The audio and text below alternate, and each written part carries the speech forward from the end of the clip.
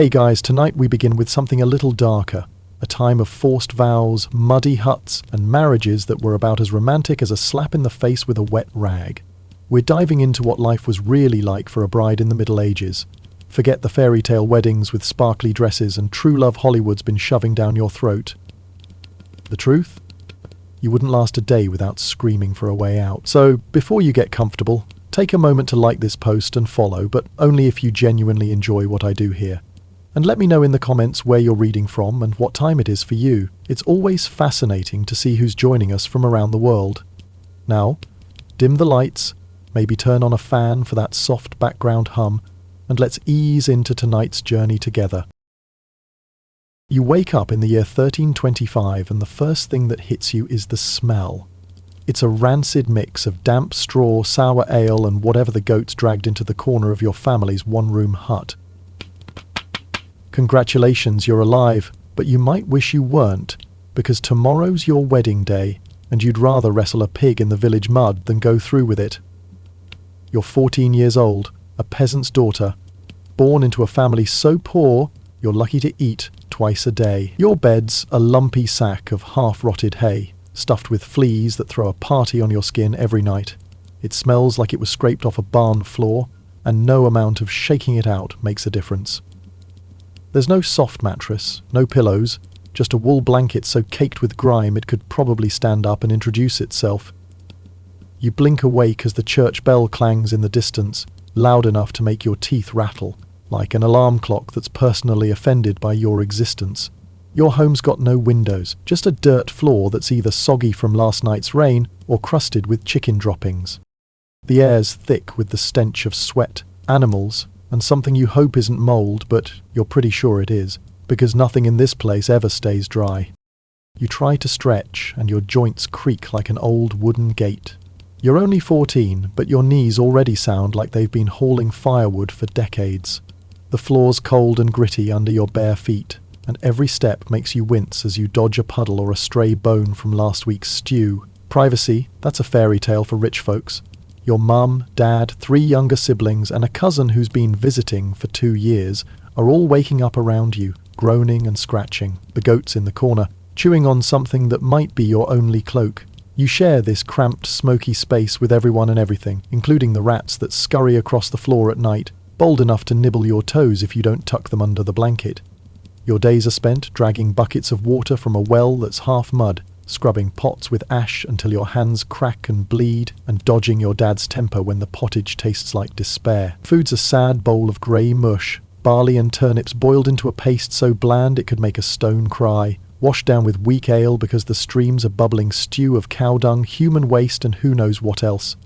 This is your life, and tomorrow it's about to crash and burn. That wedding isn't something you picked, it's a transaction, colder than the dirt you're standing on, and you're the merchandise being traded.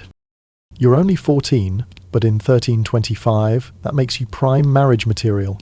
Most girls in your village are promised to husbands by 8 or 9, sometimes as young as 6 if their family's desperate to lock in a deal. By 12 or 13, they're married, and if you hit 15 without a husband, people start whispering you're spoiled goods, like a loaf of bread left out too long. Your parents are fed up with feeding you, scraping by on what little they grow or barter. The neighbours are already gossiping, betting you'll end up a spinster, which is worse than death in their eyes because an unmarried woman's just a burden nobody wants. Why rush you to the altar? Life's brutal and short. Half the kids in the village don't make it past childhood, taken out by fevers that burn through them in days, falls from a rickety ladder, or a bad batch of pottage that sits wrong. Families need children fast, either to work the fields or carry the name before the parents are too old to care. Plus, your dad wants you gone before your dowry, what little he can scrape together, bankrupts him. Or worse, before you do something dumb, like giggle at the miller's son while fetching water, which could ruin your value. The guy you're marrying isn't much older, maybe 16 or 17, but he's got all the power. If you were a noble's daughter, you might be wed to a lord twice your age, someone with a castle and a temper to match. But you're a peasant's kid, so your groom's just a farmer's son from the next village, and you're still not getting a say. Your childhood's over, and nobody bothered to ask if you were ready to let it go. This marriage is no love story, it's a business deal, about as warm as a winter ditch. Your dad's trading you for something practical, a pig to fatten up, a strip of land to plant barley, or maybe just a promise that the neighbour he fought over a stray goat won't start trouble again. If you were from a merchant's family in town, your marriage might seal a trade deal, your hands swapped for a guild connection or a cartload of wool. If you were noble, it'd be a bigger game. Your wedding tying two families' lands together, ending a blood feud, or keeping the king from sending his army to burn your father's fields. But you're poor, so the stakes are smaller, just enough to keep your family from starving next winter. Your groom's a stranger, a lanky boy named Watt or John, or some other name every other man in the village shares. He's got dirt under his nails and a face that looks like it's never smiled. You've seen him once, maybe twice, when your dad dragged you to his family's hut to haggle over your dowry. If you were noble, you might be marrying a lord so old his beard's gone white, or a cousin you've never met to keep the family's blood pure. But you're a peasant's daughter, so it's just this boy, and he's no prince. Love? That's for songs sung by drunks in the tavern. Your dad and the village priest decided this, and you're supposed to act like it's your heart's desire. If you refuse, you're in for trouble. Say no, and your dad might slap you hard enough to leave a mark, or worse, kick you out with nothing but the rags on your back.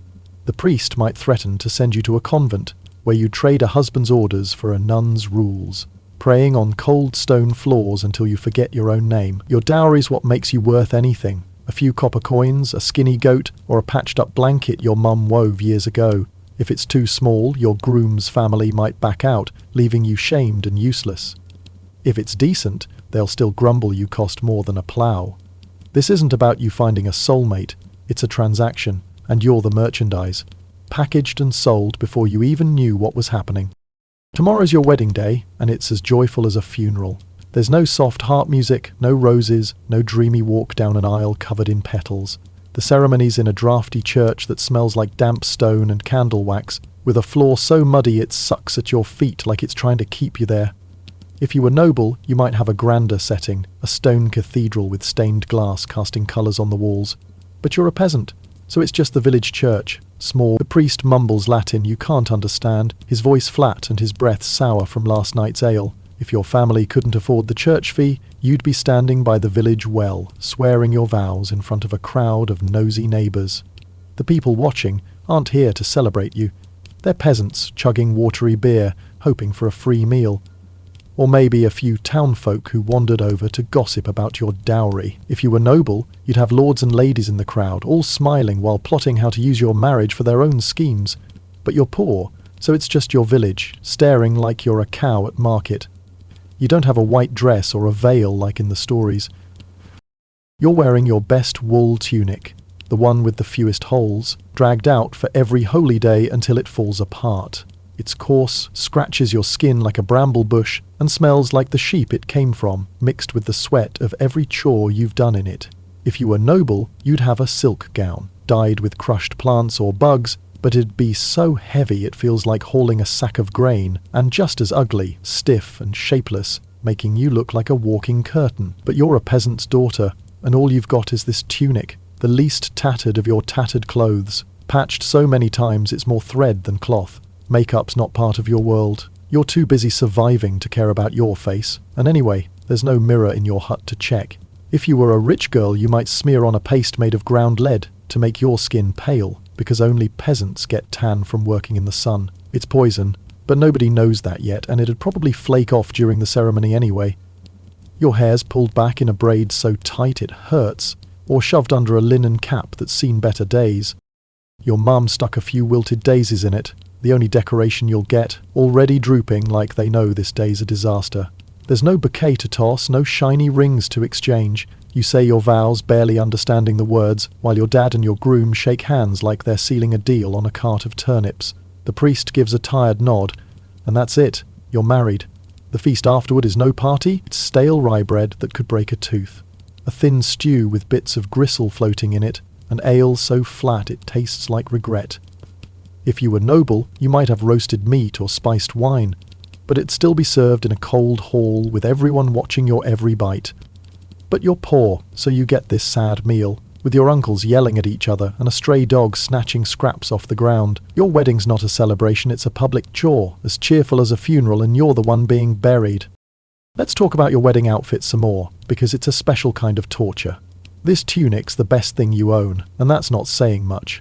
It's wool, spun and woven by your mum years ago, and it's been mended so many times it's practically a quilt. The stitches are uneven, the patches are fraying, and it hangs on you like a sack, rubbing your skin raw every time you move. The colours are dull brown, faded from years of sun and sweat, with stains you've given up trying to scrub out. If you were a merchant's daughter, you might have a linen tunic, a little smoother, maybe dyed a weak blue to show off your family's coin. If you were noble, you'd be drowning in a silk or velvet gown, dyed red or green with expensive plants, but it'd be so heavy you'd waddle like a goose and the dye would stain your skin for weeks. But you're a peasant's daughter, and this sad wool tunic's all you've got. The least ripped of your ripped-up clothes, chosen because it's got fewer holes than the one you wear to milk the goats. You don't have underwear, not even a linen shift, so the wool's scratching every inch of you, from your shoulders to your knees. Shoes are a dream for rich folks. You've got leather scraps tied with twine so worn they're more holes than shoe, letting mud and pebbles sneak in with every step. Most likely, you're barefoot, your feet already caked with dirt before you reach the church, your toes numb from the cold ground. Your mum tied a rough belt around your waist, partly to keep the tunic from flapping, partly to show everyone you're not pregnant yet, because that's the kind of thing people check. If you were noble, you might have a silver chain or a brooch, something to flash your family's wealth. But you're poor, so your only jewellery is the dirt under your nails and the daisies wilting in your hair. This outfit's not about looking pretty. It's a uniform for a life of misery, and it's already making you itch like you've rolled in nettles. Now you're married and it's time to meet your husband. But don't get your hopes up. He's no hero from a bard's tale. His name's probably Wat, because every other man in the village is Wat, and he's a farmer's son, barely 17, with hands like shovels and a face that's more scowl than smile. His hair's greasy, his tunic's as ragged as yours, and he smells like sweat and barley. If you were a merchant's daughter, your husband might be a trader, a little cleaner, but always grumbling about his deals, his breath sour from cheap wine. If you were noble, you could be stuck with a lord, maybe scarred from battles, maybe old enough to be your grandpa, with a temper that clears rooms. But you're a peasant's daughter, so it's just Wat, and he's not here to sweep you off your feet. To him, you're not a wife in the way you might imagine. You're a worker, there to cook his meals, mend his clothes, and have his kids. The church says he's your master, and he can correct you if you step out of line, which means he can hit you and nobody will blink. If he's kind, that's a rare bonus, like finding an extra turnip in the stew. If he's cruel, that's just life, and you'll learn to dodge his fists or hide when he's drunk. He can cheat on you, spend your dowry on ale, or ignore you for days, and you've got no say. If you complain, the village calls you a nag and tells you to be grateful you've got a husband at all. If you try to run away, you'll freeze in a ditch or starve, and if they catch you, they'll drag you back, shamed and beaten. Wat's moods run your life. If he's drunk, he's loud, shouting about the crops or the Lord's taxes. If he's broke, he's looking for someone to blame and you're the easiest target. If he's angry, you're the one who gets the brunt of it, whether it's a slap or a string of curses that make your ears burn. You figure out fast to keep quiet, stay small, and pray he's too busy ploughing fields or drinking with his friends to notice you. This isn't a marriage, it's a trap, and Wat's the one holding the key. You don't just marry Wat, though. You're shackled to his whole family, and they're not thrilled you're here. You move into their hut, and it's like stepping into a den of snakes that smell like smoke and resentment. It's a one-room shack, smaller than your family's, with a dirt floor that's always damp and a fire that fills the air with choking grey haze. The roof leaks, the walls are warped wood, and the whole place reeks of sweat, straw, and the pigs they keep inside when it's cold. If you were noble, you'd move into a stone castle, cold as a tomb, with drafty halls and servants who spy on you for the in-laws. But you're a peasant's daughter, so it's this hut, and it's worse than the one you left. Wat's mum's the boss, a sharp-tongued woman with eyes like a hawk and a tongue that could curdle milk. She's been running this place forever, and you're an intruder. She criticises everything. Your pottage is too watery, your bread's too hard, your face is too plain. My Wat could have done better, she mutters, loud enough for you to hear as she stirs the pot you're supposed to be tending. His dad's no better, a gruff man who grunts more than he talks, glaring at you like you're eating his share of the stew. Wat's younger brothers and sisters are the worst, always underfoot, whining about how your dowry was just a scrawny goat and a cracked pot, not enough to make you worth the trouble. They're already scheming about what they'll do if Wat dies, maybe marry you off to another farmer for a better deal. You don't get your own space, not even a corner to call yours. You sleep on a straw mat by the fire, close enough to hear Wat's mum snore like a dying ox and smell the pigs farting in their sleep. The family's always in your business, watching how you knead dough, how you sweep the floor, how you look at Wat when he's yelling. If you mess up, they pounce, calling you lazy or useless, whispering your bad luck. If you talk back, they'll say you're disrespectful, maybe even cursed, and that's a word that spreads fast in a village like yours. Your only hope is to work harder than they expect, keep your mouth shut, and pray you get pregnant soon, because a baby might make them hate you a little less. This isn't a home, it's a prison, and Wat's family are the guards, waiting for you to crack. Your life as a bride is work, and it's the kind that never lets up. You're up before dawn when the air's still cold enough to make your breath puff like smoke. Your first job's hauling water from the well, a half-mile slog through mud that sucks at your feet. The buckets are heavy, wood splintering into your palms, and by the time you're back, your arms feel like they're going to fall off. You do it 3 times a day, because the family needs water for cooking, washing, and the animal. Then, you're grinding grain by hand, pushing a stone quern until your shoulders burn and your hands cramp into claws. You knead dough for bread, your fingers sticking to the gritty rye flour, knowing, if it doesn't rise right, Wat's mum will never let you hear the end of it. You scrub pots with ash, the grey dust mixing with your sweat, until you're streaked like a chimney sweep, your hands raw and bleeding from the rough clay. You spin wool into thread, your fingers fumbling with the spindle, trying to make it smooth so Wat's mum doesn't complain about your sloppy work. You mend clothes, patching Wat's tunic with scraps that barely hold, your needle pricking your fingers until they're dotted with blood. You feed the chickens, chase them when they escape, and collect eggs if the fox hasn't gotten them first. You milk the goats, their hooves kicking dirt into the pail, and churn butter until your arms feel like they're made of lead. Lunch is a crust of bread, so hard you have to soak it in ale to chew, and maybe a sip of the watery stew you've been stirring since dawn. If you were a merchant's wife, you might be tallying coins or sewing finer cloth, but you'd still be working some. If you were noble, you'd be running a manor, counting grain sacks and bossing servants, but you'd still be buried in tasks, proving you're not a lazy ornament. But you're a peasant's daughter, and your work's the kind that breaks you. There's no day off, no rest. The church says Sundays for prayer, but you're still cooking and cleaning, just with a sermon thrown in. Your back's bent before you're 15, your hands rough as tree bark, and the only time you stop is when you collapse onto your straw mat at night, too tired to care about the fleas crawling over you. This isn't living. It's a grind that chews you up, and you're the part that's wearing out fastest. Being a bride means following rules, and they're stricter than a noose. The church says you're born sinful, weak, and made to obey. Your job's to stay pure, have babies, and keep quiet. Break those rules and you're done for. If you talk too much, you're a scold, and they might strap a metal bridle on your face. A cage with a bar that cuts into your tongue, parading you through the village while kids throw mud. If you glance at another man, even by mistake, they'll call you an adulteress, and you could be whipped in the square or banished with nothing but your shame. If you can't have kids, they'll say you're cursed, maybe a witch, and that's a death sentence, drowned in the river or burned at the stake. Your husband's allowed to hit you, and it's written in the law.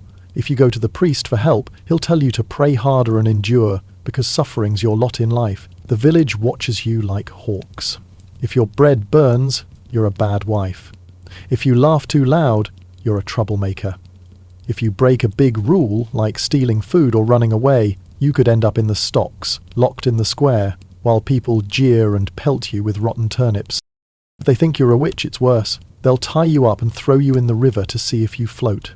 The whole world's waiting for you to mess up, and when you do, they're ready with punishments that make you wish you'd never been born.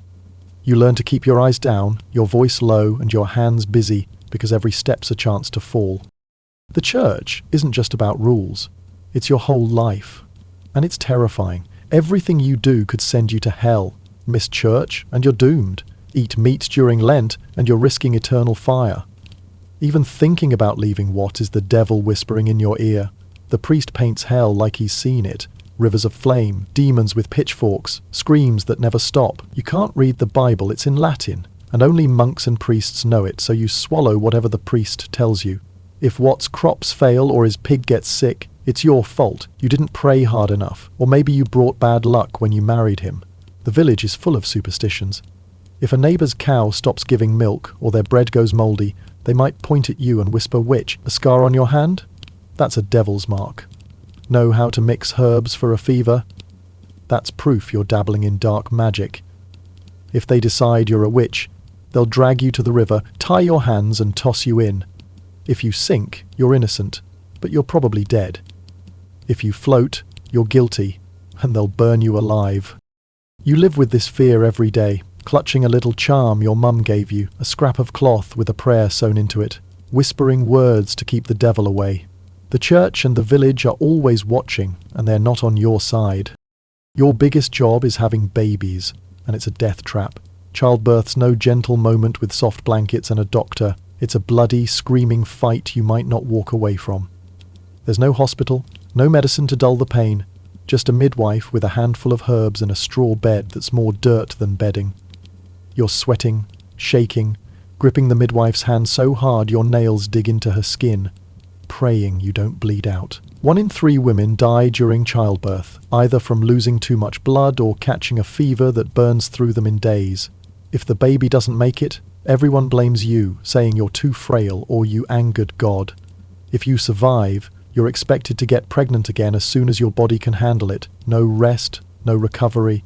Your body's wrecked, torn and scarred, with no time to heal. There's no such thing as prenatal care, just the same thin pottage you've been eating your whole life and a hope that you're strong enough to make it through. A bad birth can kill you slowly, an infection creeping in until you're delirious, burning up on your straw mat while Watt's mum mutters, "It's your fault." If you can't have kids at all, Watt might push you out, saying you're no use to him and the village will shun you like you're a walking curse. If you were noble, you'd have a better bed, maybe a doctor who studied in some far-off city.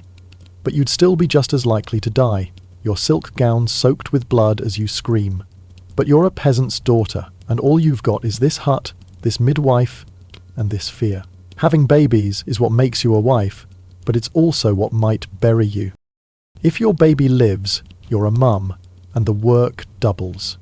There's no crib, no diapers, just a cradle you wove from straw and rags you wash in the river until your hands are raw.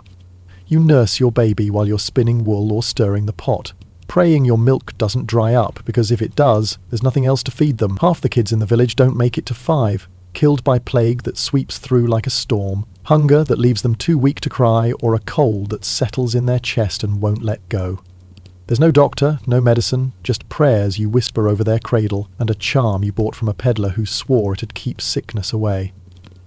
Your toddler's crawling through the dirt floor, eating crumbs or bits of straw, dodging the fire where you're cooking pottage. By 5, they're working beside you, carrying buckets too heavy for their little arms, or chasing chickens that keep escaping.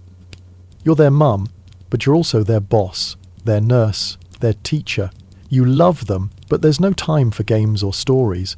You're too tired, too hungry, and you're already pregnant again, your body aching as you lug water and knead dough. If your kids act up, the village blames you, saying you're raising them wrong, and Watt's mum's right there, nodding like she knew you'd fail. Keeping them alive is a battle, and you're fighting it with nothing but grit and prayers.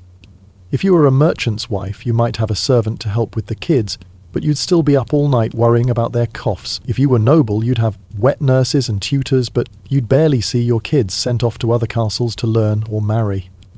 But you're a peasant's daughter, and your kids are your job, your worry, your everything, and you're barely keeping them from the grave. Your body's falling apart, and there's no way to keep it together. Cleanliness isn't a thing in 1325. There's no shower, no soap, just a bucket of cold water from the well if you've got the strength to carry it. Some folks think bathing's dangerous, like it lets bad spirits into your skin, so you're stuck with a layer of dirt, sweat and ash that's practically glued to you. Everyone smells like a mix of smoke, animals and old stew, so you don't stand out, but it's still miserable. Your hair's a tangled mess full of lice that you try to pick out with your fingers or a broken comb your mum gave you. It's greasy, matted, and you've given up trying to make it look nice. Periods are a nightmare. You stuff rags in your tunic, wash them in the river until your hands are numb, and pray nobody notices the stains. Because that's the kind of thing people gossip about. There's no pads, no tampons, just you trying to keep it hidden while you work. Your skin's red and raw from your rough tunic and the endless chores, covered in flea bites that itch until you bleed, and rashes that never heal. You don't have any cream or medicine, so you just scratch and hope it goes away. Your teeth are starting to rot thanks to the gritty bread you chew every day and the fact that nobody's heard of brushing. If a tooth hurts, you live with it until you can't. Then you might try to pull it out with your fingers or a pair of rusty pliers Watt uses for fixing tools, risking infection that could spread to your blood and kill you. Sickness is everywhere. Coughs that linger for months, fevers that make you shake, sores that ooze and burn. There's no doctor in the village, just an old woman who sells herbs that might help or might make you vomit for days. If you were noble, you might have a physician with a book of Latin cures, but they're just as likely to bleed you dry with leeches than help. You're a peasant's daughter, and your health's a losing fight, with nothing but prayers and luck to keep you going. By the time you're 20, you're worn out, but life doesn't care. If you haven't had kids, the village treats you like you're broken, whispering you're barren or cursed by some witch's hex. What might take another woman to bed, leaving you shamed in his own house? Or worse, push you out to fend for yourself. If you have kids, you're still working, now for them as well as Watt and his family. Your body's a wreck, your back hunched from carrying buckets, your hands swollen from spinning and grinding. Watt could die young, from a fall in the fields, a fight with a neighbour, or a fever that takes him in a night, and then you're in real trouble. As a peasant widow, you're pushed out of the hut, begging for scraps or forced to marry another man just to eat. If you were noble, you might hold on to a bit of land, but you'd still be a pawn in someone else's game, remarried to a stranger lord before your husband's grave is settled. Widows don't get to rest. You're either working harder or fighting to survive, your face lined with worry, your body aching like you're 50, not 20. Aging as a bride means you're used up, a tool that's been sharpened until it's dull, and nobody's got a use for you anymore. Death's always close, like a shadow you can't shake. You're lucky to see 25, let alone 30. Childbirth's the biggest killer, taking women in their beds, their blood soaking the straw as the midwife shakes her head. But anything can end you. A cut from chopping wood that festers, a fever that won't break, a winter so cold you starve when the grain runs out. The plague's a terror that comes every few years, turning villages into graveyards, leaving bodies piled in the streets. Famine's just as bad. One bad harvest means you're eating bark or worse, and your kids' faces grow thin, their eyes dull. If you were noble, you might survive longer, tucked away in a castle with stored food, but you're still at risk from sickness or a rival's dagger. If you're a peasant's daughter, you've got nothing to shield you. When you die, there's no ceremony. They bury you fast to keep sickness away, in a shallow grave in the churchyard already crowded with bones. The priest might mumble a prayer if he's not too busy, but there's no headstone, no flowers, just a patch of dirt that'll be forgotten by next spring. Your life's short, brutal, and when it's over, you're gone. Like you were never here. So, what's it like being a 14-year-old bride in 1325? You wake up in a hut that smells like a pigsty, marry a stranger who sees you as property, work until your bones scream, pray you don't get sick, and try to keep your kids alive while the village judges every step you take. Your wedding's as joyful as a funeral, a grim parade where you're the corpse. Your marriage is a transaction, cold and calculated, and you're the merchandise, sold for a goat and a promise. You're scared of curses, hell, and Watt's fists. You're filthy, tired, and hungry with no escape. Still think a medieval life sounds like a romance? Think again. There's no prince, no happy ending, just a world that chews you up and moves on. But somehow, through all this, women like you kept going. They found moments to laugh, to sing to their babies, to share a quiet joke with a friend by the river, not because life was kind, but because they were tougher than the stone walls around them. So tonight, when you're in your clean bed with running water and food that won't kill you, say a quiet thanks to the modern world and to those medieval brides who fought through a nightmare so you could have a better shot. Drop a 777 in the comments if you're glad you're not stuck in 1325, and let me know what you think of this brutal tale. Until next time, stay safe, stay free, and hug the women in your life. They're stronger than any medieval vow.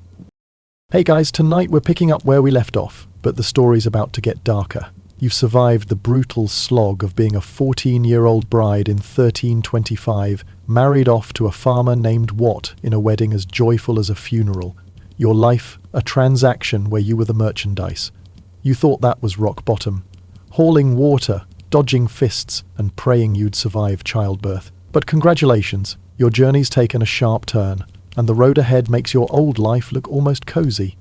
Welcome to your new reality as a scullery maid in a medieval castle, where you're not just a peasant's wife, but the lowest speck of dirt on the castle's boots.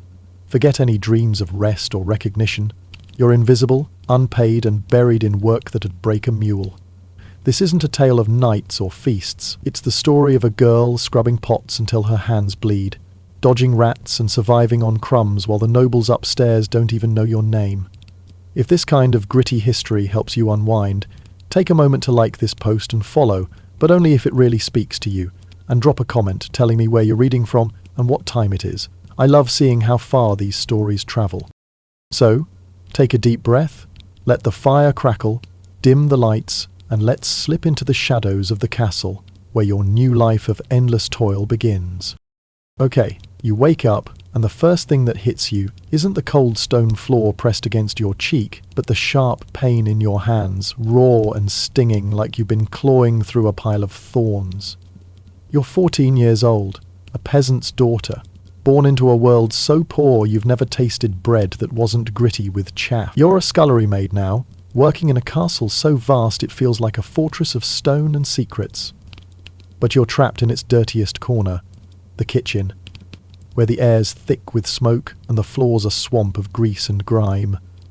Your bed's a burlap sack stuffed with straw so ancient it's more dust than fibre, spread out by the kitchen hearth because it's the only spot that's not frozen solid. It smells like burnt grease, damp ash, and something sour you don't want to identify, and it's crawling with fleas that treat your skin like their personal feast. If you were a lady's maid, you might have a straw pallet in a quiet corner of the solar, maybe a wool blanket that doesn't itch like nettles. If you were a noble's daughter, you'd sleep on a feather bed with linen sheets, soft as a summer breeze. But you're a scullery maid, so you get this sack, soggy from the floor's chill, lumpy as a sack of stones, and you're lucky to have it at all. You blink awake as the cook's heavy boot grazes your ribs, not hard enough to bruise, but enough to say, "Move it, girl." There's no church bell to wake you here, just the cook's voice, booming like a thunderstorm, shouting that the fire's gone out and it's your fault, even though you were too exhausted last night to tend it right.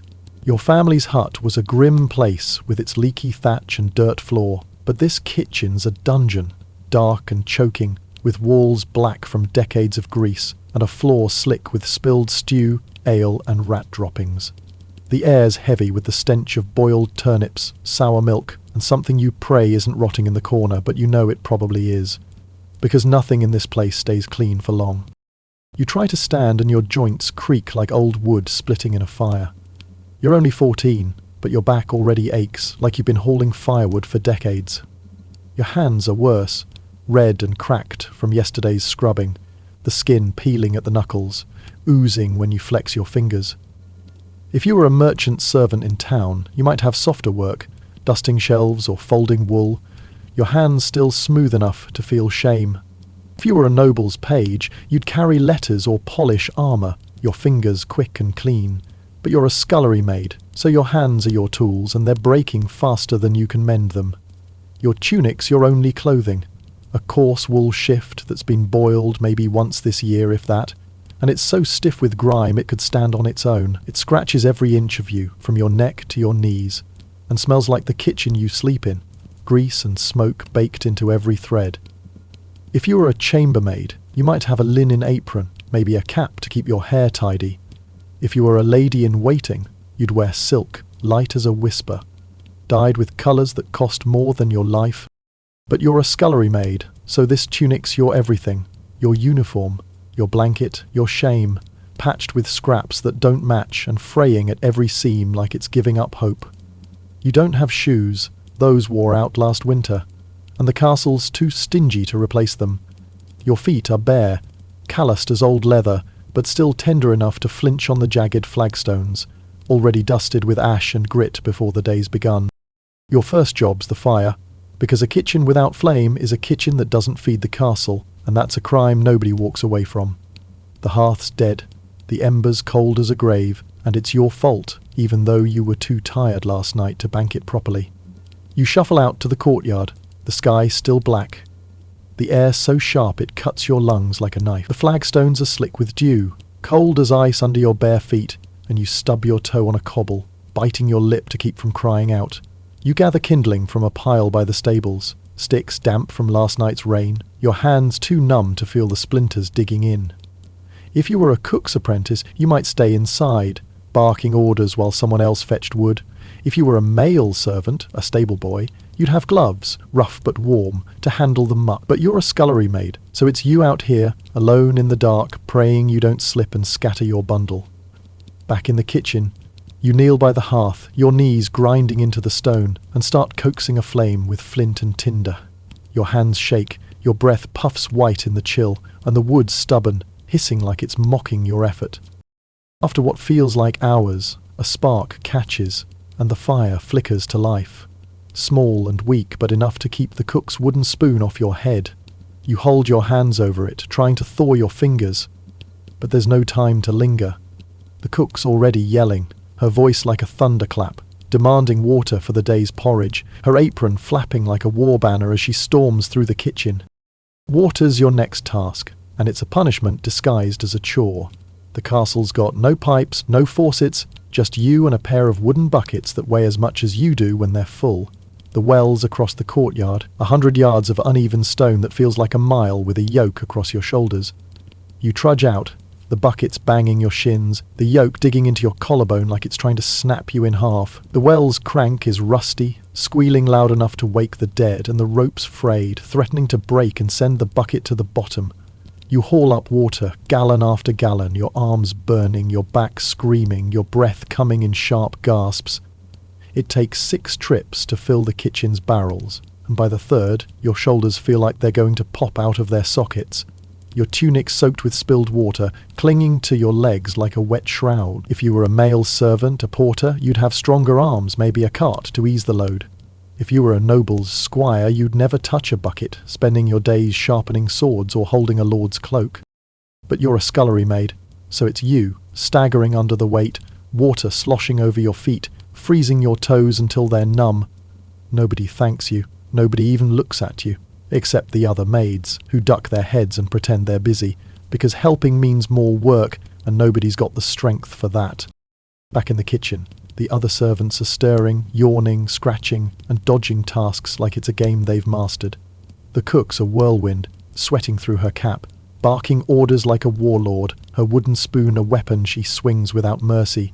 "Pots are filthy," she roars. And that's your cue to start scrubbing. You kneel by a basin, your knees bruised black from the stone, and attack a cauldron caked with last night's stew, the grease so thick it's like scraping tar off a ship. There's no soap, that's for nobles who think dirt's a sin.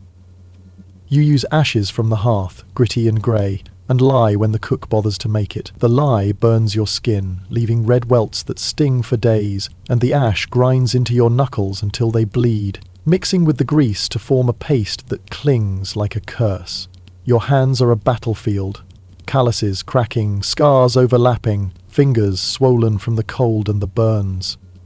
If you were a laundress, you'd have it worse, your hands frozen in the river, skin peeling like old paint. If you were a lady's maid, you'd handle silk, your fingers soft from rosewater and idleness.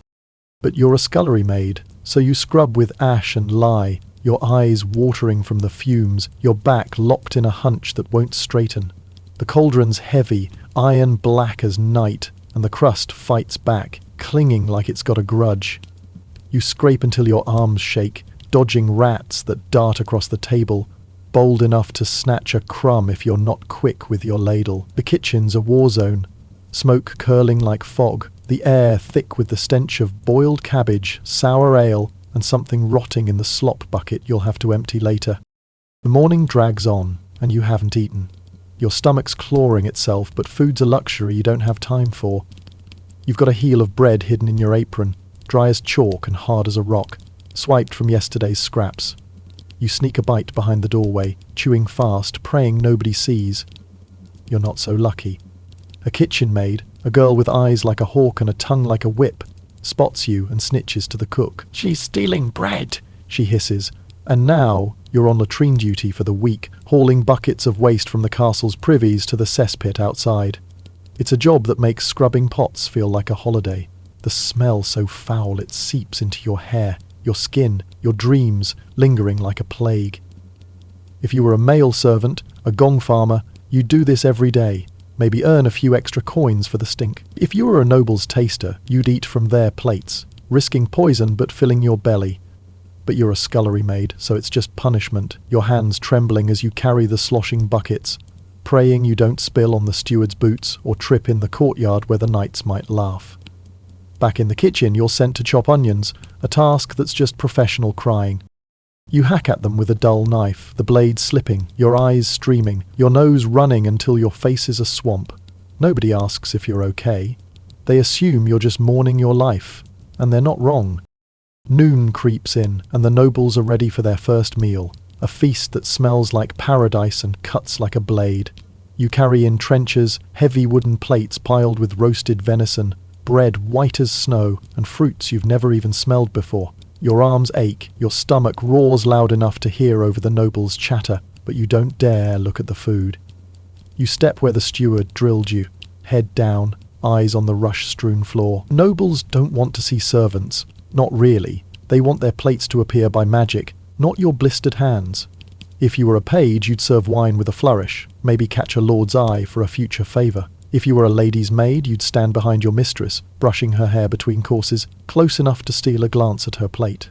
But you're a scullery maid, so you're a ghost, holding a pitcher of ale for an hour, your arms trembling, never asked to pour. The nobles laugh, their voices bright as bells, their clothes shimmering with colours you can't name. You're close enough to smell their herbs, their wealth, but you're worlds apart. One lord tosses a bone under the table, and you'll be crawling later to fetch it. Another spills wine, and you'll scrub the stain from the floor tonight, your knees roar from the rushes.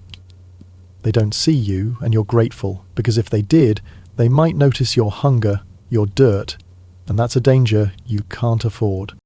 After the meal, you clean again, the trenches slick with fat, bones scattered like battlefield relics, half-eaten pies crumbling into the slop bucket. You scrape it all, your fingers slippery, your back screaming from bending over the basin. You're not allowed scraps, but you're starving, so you sneak a crust, just the edge, shoving it in your mouth before the cook's eyes find you. If you're caught, it's a beating, but it's worth it for the fleeting taste of bread that's not mould. If you were a cook, you might swipe a bit of meat, a slice of cheese. If you were a noble's taster, you'd eat from their plate, a job that's deadly but filling. But you're a scullery maid, so you get crumbs, and you thank God for them. Afternoon blurs into evening, more water to haul, more pots to scrub, more floors to sweep. The steward blames you for a dog vomiting in the hall, even though you've never seen the hall. Doesn't matter. You're mopping it up, the smell turning your stomach, your rags soaked with sweat and ale. The kitchen's hotter now, steam rising like a storm, smoke stinging your eyes. Someone drops a pot, the cook screams, and you slap out a spark that lands on your apron, burning a hole you'll mend with trembling fingers tomorrow. You keep moving, because stopping means trouble, and trouble means pain. Dinner prep's chaos, the kitchen a furnace of shouts and steam. You peel turnips until your fingers bleed, chop cabbage that smells like it died weeks ago, and stir a cauldron so heavy you need both hands to budge the spoon. The cook's spoon cracks your shoulder when you stir too slow, a bruise blooming under your tunic. If you were a boy, a spit boy, you'd turn meat over the fire, your face red from the heat.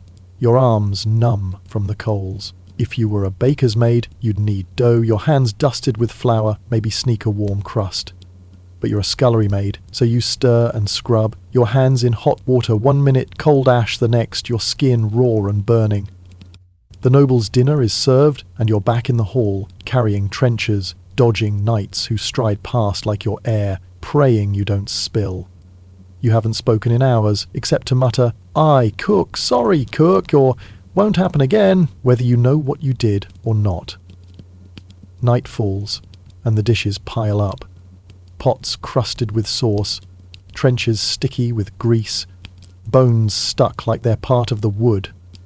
Your hands shake as you scrub, your eyes blurry from smoke and tears. The cook grunts, sending you off, and you crawl back to your sack by the hearth. The embers are dim, barely warm, but you press close, your tunic damp, your body reeking of grease, smoke, and defeat. Another maid's asleep, another's crying, her sobs soft in the dark. You don't ask why. You don't need to. Your labour's a debt you never owed, paid in scraps and bruises, your life a wheel that grinds you down and calls it duty. You didn't choose this. Nobody chooses to be a scullery maid. Maybe your parents died in a famine, leaving you to beg at the castle's gate. Maybe you were sold by a village priest who said the work would save your soul. Maybe you were born here, your mother a maid before you, her hands worn out before she was 30. There's no way up. You won't be a cook, won't marry a steward, won't become a lady's maid with soft linens and warm fires. You're a scullery maid, and your life's a sentence served one pot at a time. The days repeat, each a hammer striking the same nail. You wake to the cook's shout, haul water until your back bends, scrub pots until your hands crack, dodge rats, steal crumbs, and pray you don't get sick. The castle's a beast, and you're its smallest part, the one that breaks first. There's no future, just this, until your hands fail or you cough blood, and they replace you with another girl, hungrier, younger. If you were a male servant, a falconer, you'd have a craft, a chance to barter. If you were noble, you'd be a steward's daughter, learning to run a manor. But you're a scullery maid, and your life's a chain, each link a new chore. Winter's a monster, its teeth in your bones. The courtyard's ice, the buckets freeze, your cough a rattle you can't quiet. You wear rags over your tunic, but the cold creeps in, numbing your fingers, your toes, your hope. If you were a laundress, you'd face the frozen river, hands bleeding. If you were a noble's maid, you'd sit by a fire sewing silk. But you're a scullery maid, and you work through your fever, your breath a ghost, because stopping means losing your spot, and losing means death. The church says suffering's holy, but you're too tired to care. You used to dream of fields, of sleep without pain. Now you dream of nothing. Death's your shadow, closer than the rats. A fall on the stairs, a cut that festers, a fever that burns you out. You're gone. The plague takes villages, leaves bodies in piles. If you're weak, slow, the castle spits you out, and you die in the mud, begging. Nobles die in feuds, their names carved in stone. Male servants die fighting, maybe with honour, but you're a scullery maid, and your death's quiet. A body in the churchyard's corner, no marker, just dirt, yet you endure, sharing a crust with a crying maid, whispering a tale of a knight who fell into his ale, hiding a spark when the fire roars under your hands. Not for them, but for you, stubborn as stone, stronger than the walls that crush you. So tonight, in your warm bed, with food that's safe, thank those scullery maids who fought a war nobody saw. Drop a 550 in the comments if you're glad you're not in 1325 and tell me what you think of this brutal tale. Stay safe, stay free, and keep scrubbing, because someone's got to. Hey guys, tonight we're diving into a story so raw and relentless, it makes the last two feel like a warm-up. If you're still here after surviving the nightmare of being a 14-year-old bride in 1325, shackled to a farmer named Watt in a marriage as grim as a plague pit, your life a transaction where you were the merchandise and then enduring the soul-crushing grind of a scullery maid, scrubbing pots until your hands bled, in a castle that didn't care you existed, you're tougher than the cobbles in these medieval streets. Honestly, I'm half convinced nobody's reading this anymore, and maybe I'm just muttering to the void, but if you're still awake at this hour, brace yourself, because this next life's gonna hit harder than a winter frost. You've clawed through 2 hellish existences in the Middle Ages, but the world's got one more punch to throw, and it's the cruelest yet. Welcome to your new reality as a 14-year-old beggar girl, scraping by on the filthy streets of a medieval town, with no home, no kin, and a hunger that's your only constant companion. Forget roofs or fires, you've got nothing but the mud you sleep in and the scorn of everyone who passes by. This isn't a tale of knights, kitchens, or even the grim order of a castle. It's about dodging kicks, begging for crusts, and surviving a world that wants you gone. If this gritty, unfiltered history helps you unwind, take a moment to like this post and follow, but only if it really grabs you. And drop a comment telling me where you're reading from and what time it is. I'm curious if anyone's still out there at 6:04 p.m. on June 10, 2025. So, take a deep breath, let the wind howl, dim the lights, and let's stumble into the cold, stinking alleys of 1325, where your life as a beggar begins. You wake up, and the first thing you feel isn't the damp mud caked against your back, but the hunger clawing your gut, so fierce it's like a blade twisting between your ribs. You're 14 years old, a peasant's daughter, born into a world so cruel you've never known a full belly. You're a beggar now, living on the streets of a bustling town, a maze of leaning timber houses, muddy alleys and market stalls that smell like riches you'll never touch. You've got no home, no family, no place except the gutters where you curl up at night. Your bed's a pile of soggy straw, scavenged from a stable, wedged in an alley behind a tavern, the only spot where the wind doesn't slice you raw. It reeks of horse dung, sour ale and rot, and it's crawling with lice that treat your skin like a feast, leaving red welts that itch until you bleed. If you were a merchant's apprentice, you might sleep in a cramped loft above a shop, maybe with a wool blanket that doesn't stink of mould. If you were a noble's daughter, you'd have a feather bed piled with furs, warm as a summer noon, with linen sheets that don't scratch. But you're a beggar, so you get this straw, wet from last night's drizzle, sharp as thorns, and you're lucky it hasn't washed away into the sewer. You blink awake as a cart rumbles past, its wheels splashing mud across your face, the driver cursing you for blocking his path, his voice rough as gravel. No church bells mark your morning, just the shouts of vendors setting up in the market square, their voices sharp and distant, hawking bread and fish you'll never taste. Your old village was grim, with its dirt floors and empty pots. But this town's a beast, its streets a battlefield, where you're the smallest target, dodging feet, fists and the law. The air's thick with the stench of open sewers, rotting fish and smoke from 100 hearths, mingling with the sour tang of your own unwashed skin. You try to sit up and your bones groan like old wood splitting in a fire. You're only 14, but your body feels worn out, your knees creaking, your back stiff from sleeping on jagged cobbles. Your hands are filthy, nails black with grime, skin cracked from cold and hunger, trembling as you brush mud from your rags. If you were a baker's maid, you might have flour-dusted hands, maybe a chance to swipe a burnt crust from the oven. If you were a lady's maid, your fingers would be soft, scented with lavender from brushing your mistress's hair, your nails clean enough to pass inspection. But you're a beggar, so your hands are your only tools, and they're as broken as you are, shaking like leaves in a storm, scarred from scrabbling in the dirt for scraps. Your clothing's a tattered wool tunic, stolen from a church's charity pile, so worn it's more holes than cloth, barely holding together against the wind. It smells like sweat, mud and despair, so thin it flaps like a sail, letting the cold bite your skin until you shiver. If you were a peddler's girl, you might have a patched cloak, maybe a hood to hide your face from prying eyes. If you were noble, you'd wear velvet, heavy but warm, dyed with colours like indigo or crimson that scream wealth. But you're a beggar, so this tunic's your only shield, the least ripped of the rags you've scavenged, and it's failing you every day, tearing at the seams with every move. You've got no shoes, your feet bare and calloused, caked with mud and blood from stepping on sharp stones or broken glass in the alleys. If you were a stable boy, you might have boots, rough but sturdy to muck out stalls without slicing your soles, but you're a beggar girl, so you limp barefoot, your toes numb, your soles cracked, every step a reminder you're one stumble from collapse. Your first task is finding food, because hunger's your master and it never lets you rest. You stagger to the market square, the town's beating heart, where stalls groan with fresh-baked bread, wheels of cheese and glistening slabs of meat you'll never taste. The air's thick with the smell of warm loaves, roasted pork and exotic spices like cinnamon or cloves, a cruel taunt to your empty stomach that growls loud enough to shame you.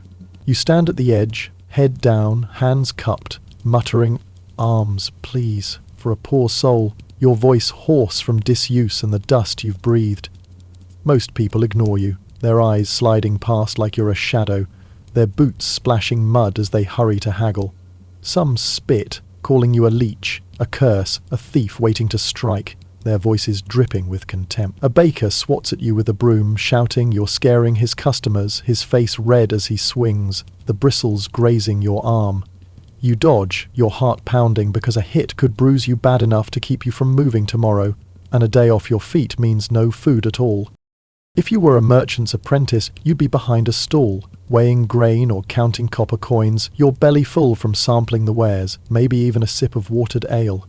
If you were a noble's page, you'd carry a lord's purse, maybe sneak a coin to buy a hot pie from a vendor.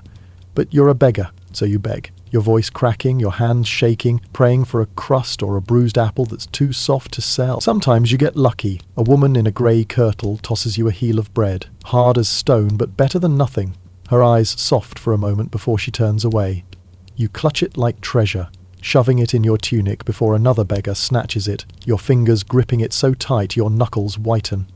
Other times you get nothing but curses, or a kick from a drunk who thinks you're in his way, his boot catching your shin, sending you sprawling into the mud. The market's a war zone, and you're unarmed, dodging vendors who'd rather beat you than spare a crumb, guards who'd haul you off for vagrancy, and richer beggars who've claimed the best spots by the church steps, their sores and stumps earning more pity than your hollow cheeks and sunken eyes. You're not alone in this misery, but you're no friend to the other beggars. The town's crawling with them, cripples hobbling on crutches, orphans younger than you with matted hair, old men with missing limbs from wars or accidents, women with babies too weak to cry, their faces gaunt as skulls. They're your rivals, fighting for the same scraps, the same fleeting pity from passers-by. There's a hierarchy even in the gutters, as brutal as any castles. The blind man by the cathedral gets the best coins, his milky eyes and trembling hands tugging at pilgrims' hearts as they drop pennies into his bowl. The leper with his clinking bell, warning folks to keep clear, gets scraps tossed from a distance, bread or bones landing in the dirt, but it's more than you ever see. You're just a girl, no sores or stumps to show, no dramatic tale carved into your flesh so people assume you're lazy, a runaway who could work if you tried. They don't know your village burned in a lord's feud, the flames swallowing your family's hut. Or maybe your parents starved in a famine, their bodies buried in a shallow pit. Or perhaps you were born here, your mother dead in childbirth, leaving you to the streets before you could walk. You're invisible unless you're in the way, and then you're a target, cursed or shoved aside. If you were a monk servant, you might beg with a wooden bowl for the abbey, your alms blessed by the church, your hunger eased by monastery porridge. If you were a guild apprentice, you'd have a master to feed you, even if he beat you for dropping a tool. But you're a beggar, so you're alone. Your only allies the rats you fight for scraps. And they're better at it than you. Their teeth sharper, their bodies quicker through the muck. The church towers over everything, a stone giant with spires piercing the sky, promising salvation but delivering judgment. You shuffle to the cathedral steps sometimes, hoping for charity from pilgrims who think a coin buys them a quicker path to heaven. You kneel in the shadow of the great doors, your hands outstretched, your voice a whisper. For God's mercy, alms. But the priests shoo you away, their robes swishing as they call you a sinner, a blight on God's earth, their faces stern as stone. The church says poverty's holy, that suffering brings you closer to Christ, but they mean chosen poverty, the kind monks take with vows and clean cloisters, not your kind, reeking of mud and desperation. If you linger too long, a beadle, some church lackey with a stick, drives you off, his blows sharp on your shoulders, his voice barking, "Off with you, vermin!" The church teaches begging's a sin without a license, a scrap of parchment stamped with a bishop's seal, but licenses cost coin or connections, and you have neither. If you're caught begging without one, you could be whipped in the square, your back striped red for all to see, the crowd jeering as the lash falls. Or locked in the stocks, pelted with mud, rotten vegetables, or worse until your face is a mask of filth. If you were a nun's servant, you might sweep convent floors, safe from the streets, your hands busy but your belly fed with coarse bread. If you were a cleric's scribe, you'd dip quills in ink, your fingers clean and warm, copying psalms by candlelight. But you're a beggar, so the church is your judge, not your saviour. Its doors open to pilgrims with purses but barred to you. Its bells tolling for masses you can't attend. Finding shelter's a daily battle, because the streets don't let you rest. Your alley behind the tavern's your best spot, but it's not yours alone. Other beggars try to claim it, bigger ones with knives or sticks, their eyes hard as they demand you move. And you've learned to run rather than fight, your feet slipping in the mud as you flee. Rain turns your straw into mush, a sodden lump that soaks your rags, and the wind cuts through your tunic like a knife, making your teeth chatter until your jaw aches. You scavenge for anything to keep the cold at bay, a broken barrel with splintered staves, a scrap of burlap sackcloth torn and stinking, a pile of leaves not too damp from the rot. Sometimes you huddle in a church porch, the stone cold but shielding you from the rain. But the beadles chase you out before dawn, their sticks prodding your ribs, their voices harsh. No loitering here, filth. If you were a peddler, you might have a cart to sleep under, its wooden frame crude but dry, a canvas flap to block the wind. If you were a noble's servant, you'd have a corner in a stable, straw to keep you warm, maybe even the company of a mangy dog to scare off rats. But you're a beggar, so you make do with alleys, doorways, or the narrow lee of a wall where the wind's not so fierce, your body curled tight as a fist against the cold, your breath fogging the air like a fading ghost. Food's a constant hunt, and you're no hunter, you're prey. After the market closes, you scavenge the gutters, picking through mud and filth, with rusty pears for a dropped crust, a fish head the dogs haven't sniffed out, or a bruised pear too rotten to sell. To sell, your fingers numb, your hands bleeding from sharp edges. You dig through piles of refuse, the stench of rotting cabbage and sour ale making you gag, but you keep going, because hunger's worse than disgust. Taverns toss out slops sometimes, a bucket of gristle and grease, and you fight other beggars for it, your elbows sharp, their hands clawing at you, their voices hissing, "Mine." It's sour, half-rotten, with bits of bone that splinter in your mouth, but you choke it down, the slime coating your throat, because hunger's worse than the taste. If you're lucky, a butcher might toss you a bone with a scrap of meat, but it's usually cracked and slimy, and you gnaw it raw, your teeth aching as you scrape for a morsel. If you were a kitchen maid, you'd swipe scraps from the hearth, maybe a burnt pie crust or a sliver of cheese. If you were a lord's taster, you'd eat from silver plates, risking poison for a full belly, perhaps savouring a slice of venison spiced with pepper. But you're a beggar, so you eat what the rats leave behind. And you're grateful, because a day without food means no tomorrow. Hygiene's a dream you can't afford. You're filthy, your hair a matted nest of knots, your skin crusted with mud and soot, and a sheen of grease from the slops you've handled. The river's too cold to wash in, and the town's wells are guarded by townsfolk who'd kick you before letting you drink or wash. You wipe your face with your sleeve, but it's as dirty as you are, smearing more grime across your cheek. Lice crawl in your hair, fleas biting your legs, and you scratch until you bleed, the sores that fester in the damp air, red and weeping. If you were a laundress, you'd have raw hands but access to clean water to splash on your face, maybe a moment to rinse your hair. If you were a lady's maid, you'd have a basin of rose water, your skin soft as petals, your hair combed smooth with an ivory comb. But you're a beggar, so you're a walking stain, your smell a mix of mud, sweat and despair, so rank nobody gets close enough to care.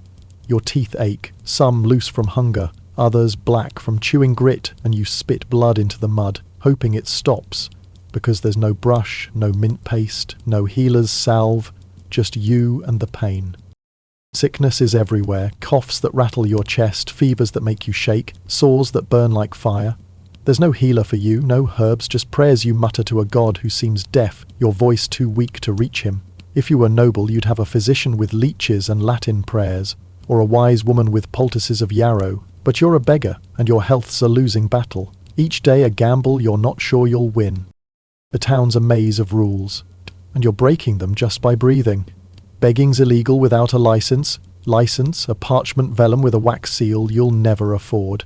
But you've got no coin or kin to buy one. The town watch patrols the streets, their cudgels swinging, ready for vagrants like you. If they catch you, it's a beating. Maybe a night in a cell with no food, the damp stone chilling your bones, or worse, a brand on your hand to mark you as a thief, even if you've never stolen a crumb. Stealing's tempting, a loaf from a tempting, a loaf of bread from a stall, a cloak from a drunk, but the penalty's brutal. Lose a hand, or hang from a gibbet if the magistrate's in a cruel mood, your body left swinging as a warning. If you're caught sleeping in the wrong alley, a merchant might douse you with slops, a bucket of ale-soaked slop, laughing as you scramble away, the cold liquid soaking your rags, stinging your sores. The law's not your friend, it's a whip. Whip, and you're the back it cracks. If you were a guild member's child, you'd have a master to vouch for you, a name to shield you from the watch. If you were a cleric's servant, you'd hide behind the church's skirts, safe in its shadow. But you're a beggar, so you're prey, always running, always hiding, your heart pounding every time a shadow moves, every creak a threat. Violence is your neighbour, closer than hunger. Drunks stumble out of taverns, looking for someone to hit, and you're an easy mark, small and frail. Their fists are red with ale-fueled rage, and you've learned to dodge their swings, your body weaving through their blows, but sometimes they're too quick and a boot catches your ribs, leaving you gasping in the mud.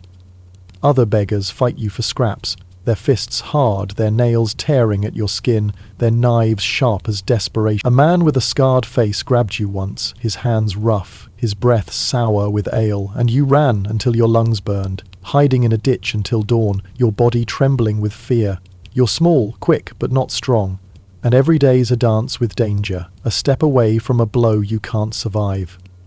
If you were a soldier's boy, you'd have a dagger, maybe a lord's protection, a blade to guard your scraps. If you were a noble's daughter, you'd have guards to keep you safe, their swords gleaming. But you're a beggar, so you've got nothing but your feet, and they're failing you, blistered and bleeding from running barefoot, the cuts stinging with every step. The town's alive with gossip, and you're its fuel. People whisper you're a witch, a thief, a curse sent by God to test their charity, their voices low and venomous. If you linger near a stall and the milk sours, they blame you, pointing at your rags, shouting you've hexed their goods. If a child falls ill, they accuse you of the evil eye, whispering you brought the devil with your filthy presence. Superstition's a noose, and you're one step from it tightening. The church says witches float, and you've seen girls like you, maybe 15, tied up with ropes, their eyes wide with terror, thrown into the river to prove their innocence. They didn't float, but they didn't live either. Their bodies dragged under by the current, their screams silenced. You clutch a small pebble your mother gave you, a smooth charm stone against evil, said to ward off curses, but it's just a rock, worn smooth by your fingers, and you know it's powerless against a mob.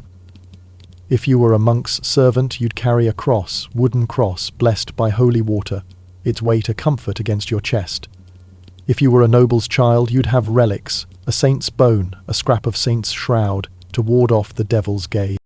But you were a beggar, and your only protection's your fear, keeping you sharp, always keeping you running, your eyes scanning the crowd for danger. Winter's coming, and it's a reaper colder than death itself.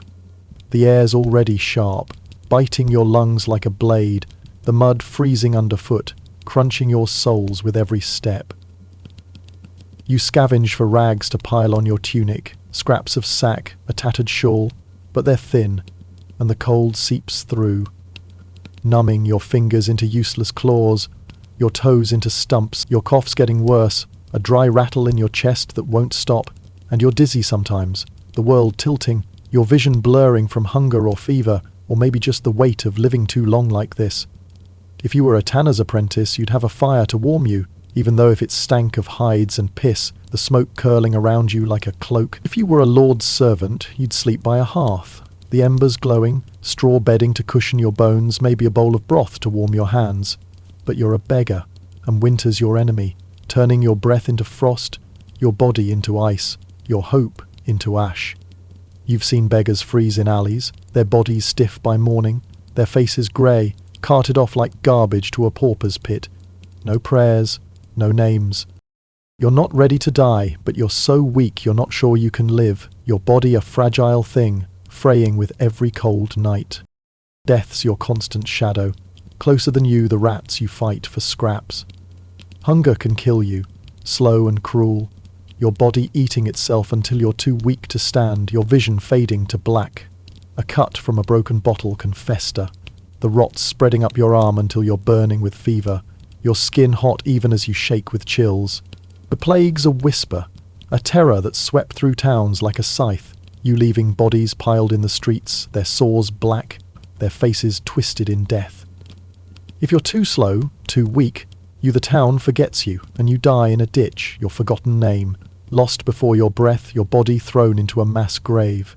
If you were noble, you die in a feud, maybe, your name carved in a chapel wall, a priest chanting for your soul. If you're a soldier's boy, you die fighting, maybe with a song sung for you you're in taverns, a tale of bravery. But you're a beggar girl, so your death's quiet. A body curled in a pauper's grave, no marker, just mud and worms, the world moving on as if you never were. Yet you keep moving, because you're stubborn, like the women who begged before you, who scavenged and survived, their lives a testament to endure. You share a crust with a boy whose cough's worse than yours, his face grey, his eyes bright with fever, and you whisper a tale of a merchant who tripped in his own slops, his fine cloak falling in the mud to make him laugh, his giggle a spark in the gloom. You hide a spark of warmth when a stranger tosses you a copper coin, its weight a fleeting promise you're still here. Not for them, but for you. Tougher than you, the cobbles you walk on. Stronger than the hunger that claws you down. So tonight in your warm bed with food that's safe and doesn't fight back, thank those medieval beggars who fought a war nobody saw, their lives a silent battle. Drop a 111 in the comments if you're glad you're not in 1325, and tell me what you think of this brutal tale. Stay safe, stay free, and keep begging, because someone's got to keep going. Hey guys, now we're slipping through another crack in time, back to the age of towering castles and flickering torchlight, to unravel the brutal, dazzling, and downright treacherous life of a medieval princess. If you've stuck with me through the gauntlet of surviving as a bride, a scullery maid, and a beggar, each life a fresh flavour of misery in 1325, you're tougher than a knight's armour. I half think nobody's still reading this at 6:12 p.m. on June 10, 2025, but if you're out there, drop a comment with your location and time, and let's see who's braving this grim journey. You've endured Wat's leering grin, pots that mocked your bleeding hands, and alleys where hunger was your only friend. Now, at the end of that beggar's tale, a twist. You've scraped through the mud and misery, and fate offers a wild chance to change your life. You're reborn as a princess in 1340, a royal daughter in a world of silk and steel. Sounds like a dream, right? Castles, jewels, feasts, finally a life that sparkles. But hold up, because being a princess isn't the fairy tale you're imagining. It's a gilded cage with spikes, where every smile hides a scheme, and your survival hinges on navigating a court sharper than a dagger's edge. So dim the lights, grab a snack, and let's dive into why you wouldn't survive as a medieval princess, a tale where privilege and peril are two sides of the same cursed coin. If this gritty history hooks you, hit that like button and follow, but only if it really grabs you. Now, let's step into 1340, where your royal blood is both your crown and your chains. You've made it this far, you absolute legend. If you've been with me through the muck and misery of my last tales, surviving as a scullery maid with blistered hands, a bride bartered like cattle, or a beggar in 1325, where hunger was your shadow and alleys reeked of despair, you're tougher than a knight's greaves. Back then, as a beggar girl, you were nobody, invisible, scraping through London's filth, dodging Wat's lecherous grin, your belly a hollow scream. You stole crusts, shivered under rags, and learnt to read men's eyes for danger or pity. That life broke you, but it also forged you, sharp as a shard of glass. At the end, fate threw you a wild card, a chance to change your life. You blinked, and the alley's gone. It's 1340 now, and you're reborn, not as a peasant or a maid, but as a princess, a royal daughter in a castle of stone and secrets. When you're 14, your blood's a dynasty, your future a chessboard. Sounds like salvation, right? Silks, jewels, feasts, finally a life that glitters. But hold your breath, because being a princess isn't the fairy tale you dreamed of as a beggar, clutching a stolen apple. It's a gilded cage with spikes, where every smile hides a knife, and your survival hinges on outwitting a court crueler than any street gang. The beggar's freedom, however brutal, is gone. You've traded starvation for scrutiny, rags for chains. Let's dive into why you wouldn't survive as a medieval princess, a saga where privilege and peril are two sides of a cursed crown, and the stakes are higher than ever.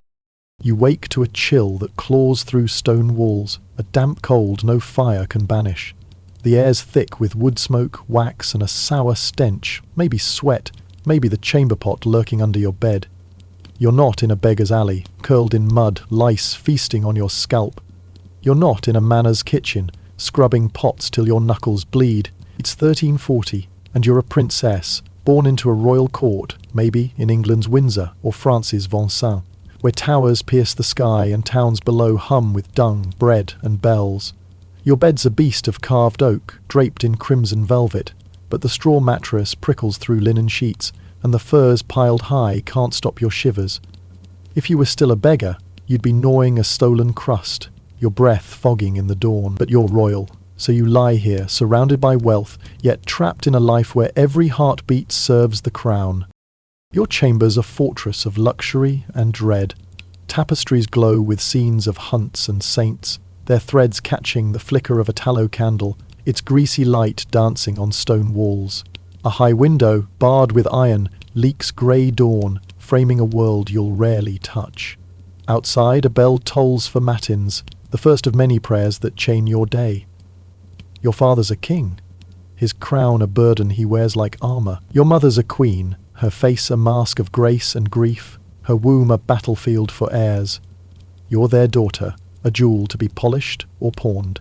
If you were a merchant's girl, you might marry for a shop's profit, your dowry a chest of cloth. If you were a peasant, you toil in fields, your life brutal, but your choices, however small, your own.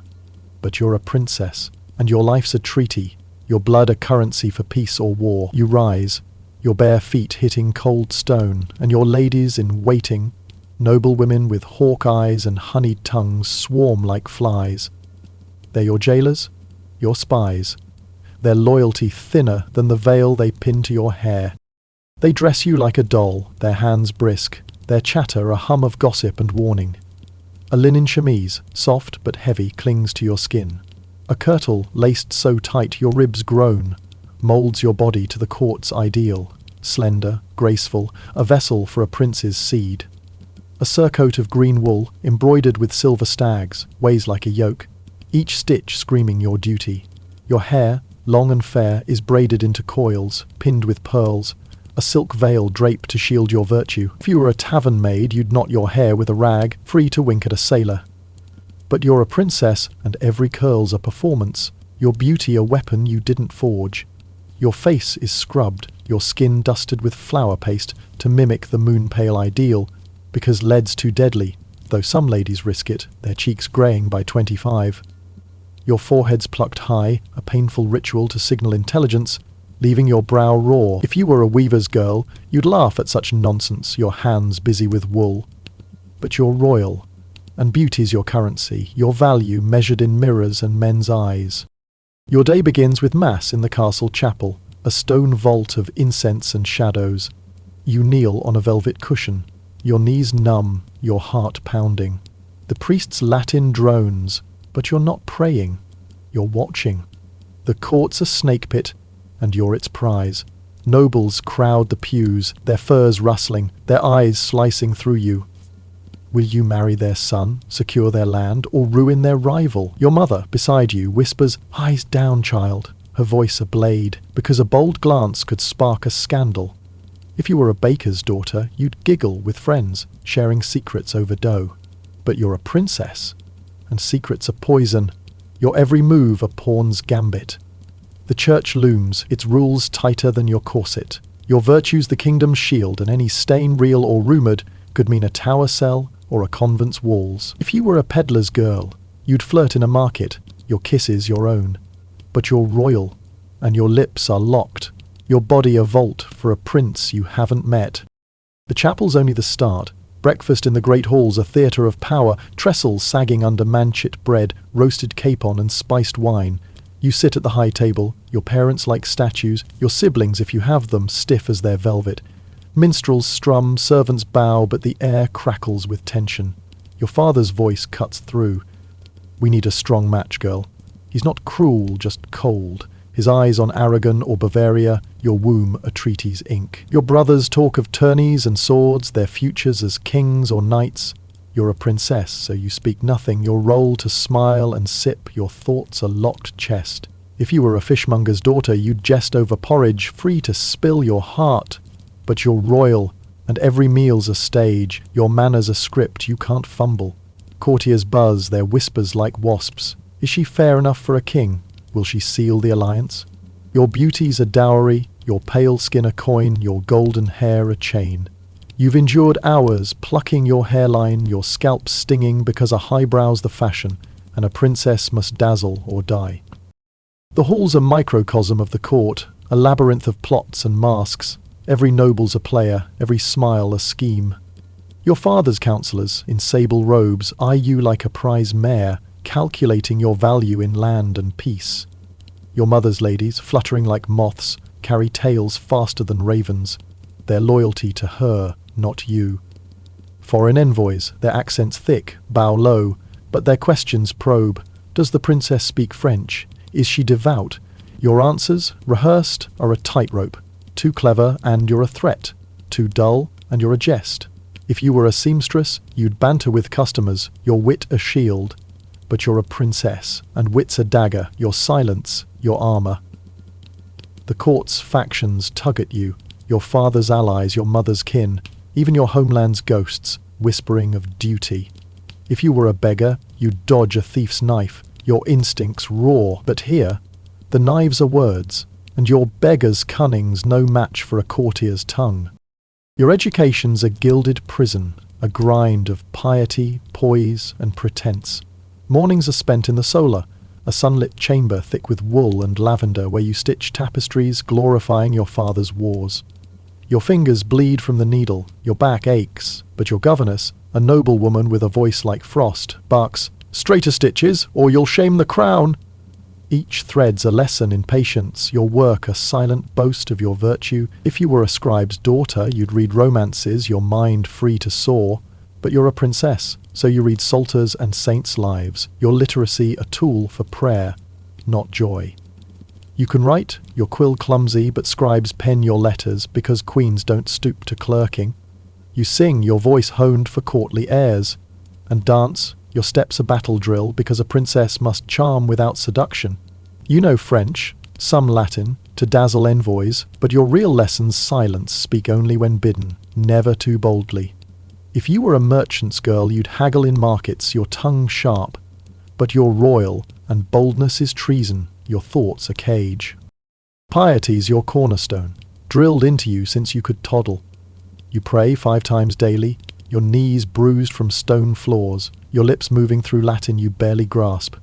The lives of saints, Agnes, Catherine, Margaret, are your mirrors, their purity your goal. Your chaplain, a gaunt cleric with ink-stained hands, lectures on sin, his eyes boring into you, as if your youth's a fault. If you were a healer's daughter, you'd mix herbs, your faith practical, but you're a princess, and faith's a performance, your soul the kingdom's property. You learn etiquette, a maze of curtsies and titles, how to greet an emperor, a bishop, a page. A wrong bow could spark a feud, a misspoken name, a war. If you were a laundress, you jest with river women, free to air. But you're royal, and errors are chains. Your every gesture a treaty's clause. You're taught herbalism, not to heal but to manage a household's ailments. Mint for fevers, lavender for sleep. You learn music, your harp's strings cutting your fingers because a queen's grace is her power. You study languages, your tongue tripping over Castilian or German because your betrothal's a map's line. If you were a peddler's girl, you'd sing bawdy songs, your voice your own. But you're a princess, and your voice is the crown's. Your education a mould to shape you into a bride, not a woman. Historians debate if this narrow schooling stifled royal women or honed their cunning, letting them wield soft power in a man's world. You're learning to be a queen, but not to rule. Your crowns are consorts, its glow borrowed from a king you'll serve. At 14, your childhood, if you can call it that, ends. You're summoned to your mother's chamber, not the solar's warmth, but a cold room of oak and iron. She's pale, her eyes wet, your father beside her, his smile forced. A bishop, his crucifix glinting, looms like a vulture. "My daughter," your father begins, his voice formal. "We have news." He speaks of alliances, peace, a prince from Castile or a duke from Saxony. Twice your age, his beard grey, his lands var. You're betrothed, a deal sealed in a council you'll never see. If you were a farmer's daughter, you'd refuse a suitor, scream in a barn. But you're a princess, and refusal's a myth, your nod a reflex, your heart a stone. The betrophal's a spectacle, you in velvet heavy as sin, standing in the great hall before a bishop who mumbles Latin. Your hands placed in a proxies, a lord reeking of wine, standing for your fiancé far away. You vow love for a stranger, your voice a ghost, your fingers trembling. Rings are exchanged, a gold band cold as ice, and gifts. A jewelled doll from him, symbolizing your youth, a prayer book from you, your piety's proof. If you were a seamstress, you'd sew your dreams into a quilt, free to hope. But you're royal and your dreams are treaties, your future a foreign court. Canon law sets marriage at 12 for girls, but betrothals bind infants, your fate locked years ago. The ceremony's done, the court feasts, but you inside is fading, your dolls, your garden den, your childhood gone. The years before your wedding are a crucible, your lessons intensify. Castilian verbs, Saxon dances, your tongue raw, your feet bruised, your governess drills you in your fiancé's court, its customs a maze. You're not a child, you're a contract, your purity a relic. A knight's smile, a page's jest could spark gossip, so you avoid men, your lady's a wall around you. You embroider your fiancé's arms, his eagle or lion a daily taunt, your needle sharp. If you were scared, the tales whisper of chivalry. But this is duty, not romance. Your fear, your shadow. The court's whispers grow. Is she ready? Will she survive? And you wonder too, because you're a princess, and survival's no beggar's trick. The day dawns grey, a sky heavy with clouds that mirror your heart. You're 15, maybe 14, your youth a fleeting shadow in the castle's cold halls. It's 1340, and you're no longer the beggar girl of 1325, scraping through London's mud, dodging thieves, your belly a hollow scream. That life was brutal, but it was yours. Freedom in starvation, choice in despair. Now, you're a princess, a royal daughter in a court of silk and steel, your blood a dynasty's currency. Today, you leave everything. Home, kin, the very air you've breathed, for a foreign land, a stranger's bed, a crown you never asked for. Your departure's no quiet affair, it's a death knell, the castle buzzing like a hive, servants scurrying, knights clanking, the air thick with incense and dread. Your dowry's packed, a fortune to seal your fate, chests of gold coins stamped with your father's face, bolts of silk shimmering like water, spices, saffron, cinnamon, worth more than a village, and parchments of land titles, their wax seals heavier than your heart. This wealth isn't yours, it's a bribe for peace, a chain to bind you to a prince you've never met. Your chambers, once a sanctuary of tapestries and candlelight, feel like a tomb. Your ladies in waiting, noblewomen with sharp eyes and sharper tongues, dress you in a travelling gown of blue wool, its hem embroidered with silver thread, a mantle of sable fur to ward off the chill. Your hair's braided tight, a coronet of pearls pinning your veil, your face dusted with flower paste to mimic the court's pale ideal. You're a vision, they murmur, but their flattery's a cage, your beauty a weapon you didn't choose. Your mother enters, her face a mask of regal calm, but her eyes betray her, red-rimmed, glistening. She clings to you, her arms a fortress, her whisper, "Be strong, my dove," a knife twisting in your chest. She presses a locket into your hand, a silver oval with her miniature, her face forever young. "For courage," she says, but her voice cracks, and you know she's losing you. Her last child sent to the altar of diplomacy. If you were a widow's daughter, you'd stay. your mother's hearth, your home, your choice, rough but real. But you're a princess, and your mother's tears are a luxury, her grief a state secret. Your father, the king, waits in the courtyard, his crown glinting, his face carved from stone, his farewells gruff, a soldier's grunt. Do your duty, girl. His eyes don't meet yours. They're fixed on the horizon, on treaties with Castile or Saxony, your womb a map's line. He's not cruel, just distant, his love buried under the crown's weight. Your siblings, if you have them, stand rigid, your brothers in velvet, their futures as knights or kings. Your sisters, younger, their own betrothals looming.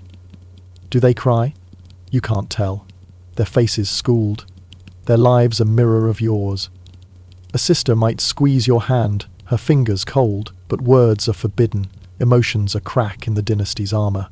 If you were a peddler's girl, you'd wail, cling to your kin, your heart free to break, but you're royal, and your heart's a vault, your farewell a performance for a court that watches like vultures.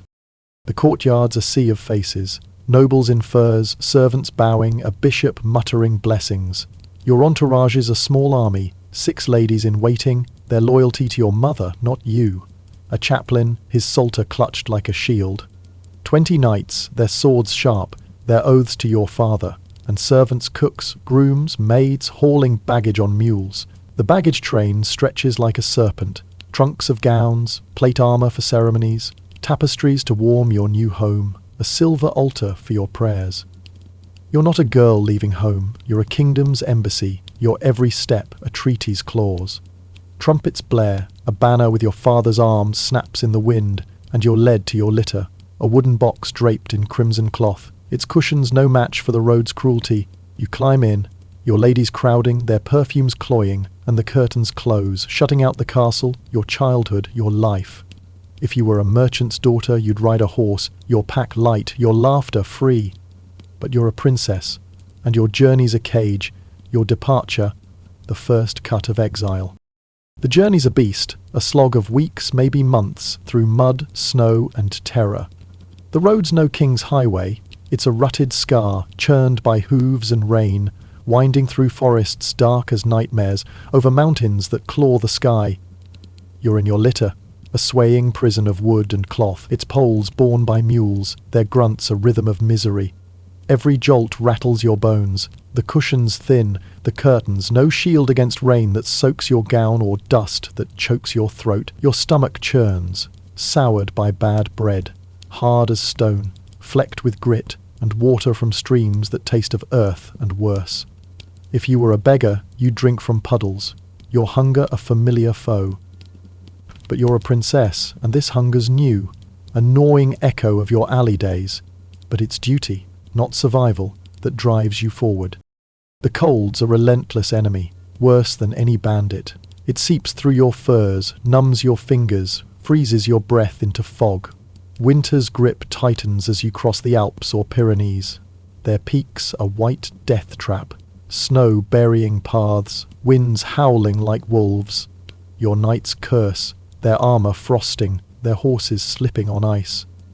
Fires at night are meagre, damp wood smoking more than burning, the heat a tease. You huddle with your ladies, their bodies warm but their complaints a chorus. My feet are sores, this broth's filth. You say nothing, your lips cracked, your hands clutching your mother's locket, its metal cold as your fear. If you were a peddler's girl, you'd walk these roads, your pack light, your songs a shield against the dark. But you're royal, and your litter's a chain, your prayer book, its pages damp, its Latin a drone, your only friend. Bandits are a constant shadow, their eyes glinting in the forest's gloom. Your dowry's a beacon, gold, silk, jewels, spices, drawing thieves like moths. Your knights ride close, their swords drawn, but they're outnumbered, their oaths no match for desperation. A scout returns, his face grim. Tracks in the mud, my lady.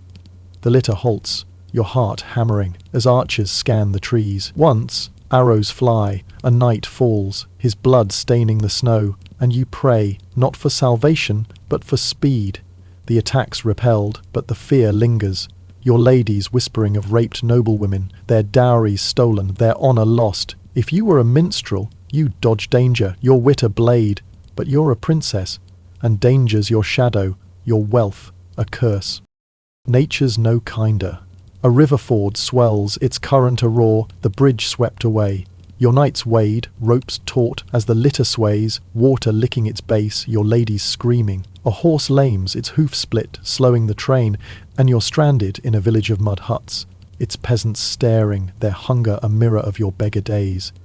A storm traps you in a monastery, its walls damp, its monks silent, their eyes on your jewels, their hospitality a grudging duty. You sleep on straw, fleas feasting, the air sour with mildew and incense. Your chaplain prays, his voice a rasp, but God feels distant, your faith a flicker. If you were a healer's daughter, you'd brew warmth, your herbs a comfort. But you're royal, and comfort's a myth. Your psalter's pages curling, your caged finch, its song a shard of home, your only solace. Political winds shift, a subtler peril. Messengers ride, their scrolls sealed, bearing news. Your fiancé's court wars, a rival duke's rebellion, your dowry a target. Your marriage meant to seal peace, now risks war. Your value a coin tossed in council chambers you'll never see. Your ladies, your lifeline to your mother, coach you. Smile, always smile, my lady. But their fear mirrors yours, their eyes darting, their loyalty thinning with each mile. They're noblewomen, but they're prisoners too, their futures tied to yours, their whispers a mix of pity and dread. You carry comforts, a harp, its strings snapping in the cold, a mirror, its glass clouded, a velvet cloak, now mud-stained. If you were a weaver's girl, you'd spin tales by a fire, free to dream, but you're a princess, and your dreams are chains. Your destination a court where you'll be a stranger, your tongue tripping over their Castilian or German, your customs a jest. Inns are grim havens, their floors sticky with ale, their beds straw pallets crawling with lice. You eat what's given, pottage of barley and leeks, mutton tough as leather, wine sour as vinegar.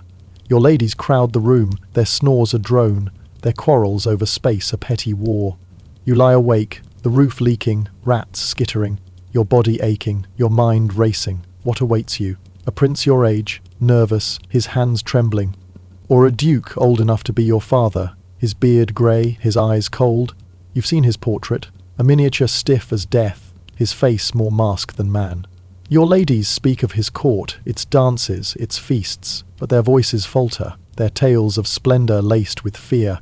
If you were a tavern maid, you'd jest with travellers, your laughter free, but you're royal, and laughter's a luxury, your silence a shield. After weeks of torment, the road ends. Your arrival's a spectacle, the city's gates flung wide, its streets a sea of faces, merchants, craftsmen, beggars. Their cheers a roar, their stares a wait. Banners snap in the wind, your fiancé's arms, a lion, an eagle, blazing in gold and red, your litter's polished, its parted. Your gown a dazzle of silk and pearls, but you're no traveller now. You're a diplomatic prize, a dynasty's hope. Trumpets blare, church bells clang, and you're paraded through cobbled streets, past houses of timber and stone, their windows packed with gawkers. Children wave, women curtsy, but their eyes weigh you. Fair enough? Fertile enough? You smile, your lips trembling, your face a mask, because a princess's fear is treason. You're escorted to the castle, its towers looming, its gates a maw of iron and oak. The courtyard's a theatre, nobles in velvet, knights in polished steel, a bishop in crimson, his crozier gleaming. You step from the litter, your legs weak, your gown heavy, and face your fiancé. He's a stranger, maybe a boy of 16, his face flushed, his eyes darting. Or a man of 30, his beard mossy, his gaze a blade that cuts through your silk. He bows, his lips brushing your hand, his words, Castilian, German, a tangle you barely grasp. His mother, the dowager queen, stands behind, her face a wolf's, her smile a trap, her eyes measuring your dowry, your womb, your worth. If you were a baker's daughter, you'd win friends with bread and grins, your warmth a currency. But you're a princess, and friends are spies, their kindness a noose, their loyalty to the queen, not you. The castle's halls are a maze of stone and whispers, tapestries glowing with battles, torches casting shadows like ghosts. You're led to chambers, grand, cold, their beds draped in velvet, their hearths roaring but never warm. Your ladies unpack, their hands brisk, their chatter a hum of foreign tongues. You're alone, even among them, your psalter open, your finch silent. Its cage a mirror of yours. The court's a labyrinth, its customs alien. Meals at noon, not dawn. Dances with steps you stumble through, prayers in a dialect that twists your tongue. You're a guest, a prize, but never home. Your every move watched, your every word weighed. If you were a seamstress, you'd sew your place, your needle sharp. But you're royal, and your place is a battlefield, your needle a smile you can't drop. The days before your wedding are a whirlwind, a blur of fittings, feasts and fear. You're measured for a gown, its gold thread heavy as sin, pearls sewn till your seamstress's fingers bleed, its weight a preview of your crown. The fabric crushes your ribs, its train a chain, your veil a shroud of silk. You meet your new ladies in waiting, local women, their smiles bright, their eyes cold, their loyalty to the dowager, not you. They braid your hair, paint your face, their hands impersonal, their whispers about court scandals, rival brides, a warning you can't heed. Feasts dazzle, tables groaning with swan, peacock, spices, cloves, ginger, costing kingdoms. You sit beside your fiancé, his conversation stiff, his eyes on his plate, his mother, anywhere but you. Every bite's watched, every sip a test. Too much and you're gluttonous, too little and you're frail. If you were a cook's daughter, you'd savour the meal, free to laugh. But you're a princess, and joy's a performance, your hunger a secret.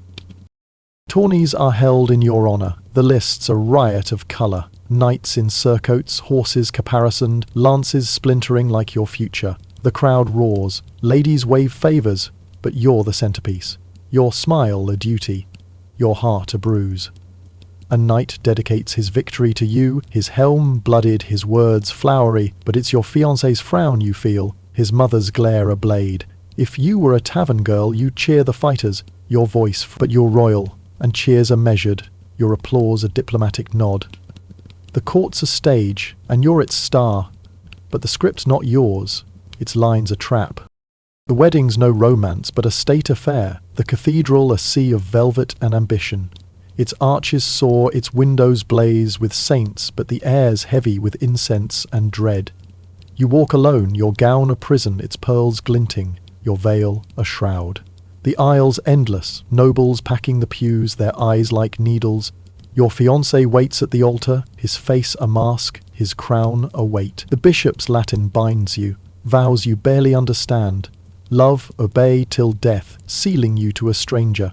Rings are exchanged, your fingers cold, his grip firm, his eyes elsewhere, on the crown, on his mistress, on power.